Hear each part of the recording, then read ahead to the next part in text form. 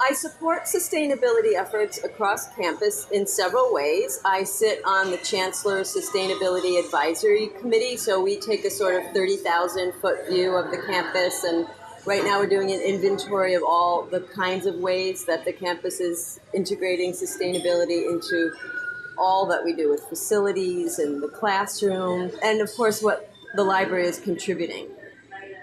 The other way that I support sustainability across the campus is by helping with the Sustainability Fund. And besides buying materials for the libraries, we also co-sponsor a lot of events. For example, we brought Annie Leonard to speak as part of Earth Day. So we also helped co-sponsor Majara Carter to come for Earth Day a few years ago, as well as Richard Bullock, who's considered the grandfather of environmental justice. Other ways that I support sustainability across the campus is by being really engaged and showing up at a lot of events and interacting with students at like the Sustainability Festival. And this year I hopped on the bicycle and made a smoothie with the students and bought lots of stuff from their vending tables and invited them to come to our Talking Truth Climate Change series. So really it's about being out in the community and showing up and interacting.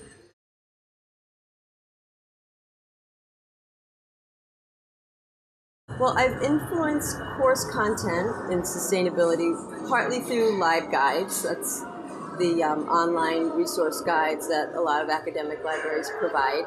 But also I helped to start the Sustainability Curriculum Fellowship, and that is an invitation or an application for 10 fellows a year who are selective. It's a competitive process.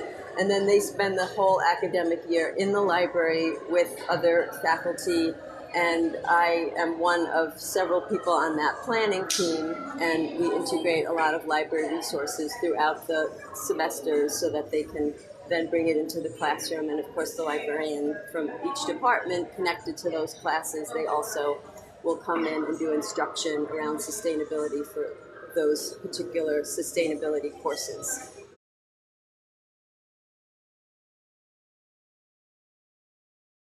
Well, my advice to future movers and shakers is to really listen, reach out, have coffee with someone, and then, I know this might sound kind of obvious, but take notes. Actually writing things down or typing them if you like. I can't tell you how often I've looked back, and I'm so glad that I jotted down those details. And then I think, who else can I bring into this conversation? And I really am excited about being a connector between people on campus. And one thing I'm really proud about as a librarian, we don't have silos like faculty do. And I'm really, like many librarians, working across so many disciplines, especially around sustainability, which is really transdisciplinary, and that I'm able to make connections for them that they might not have known about. One that comes to mind is I knew of a nursing professor who was very interested in labyrinths, and she had done some studies around people walking in labyrinths and how it affected their blood pressure. And then I knew of this landscape architecture professor who wanted to build a labyrinth, and I introduced them, and about a year later they made a beautiful labyrinth on our campus.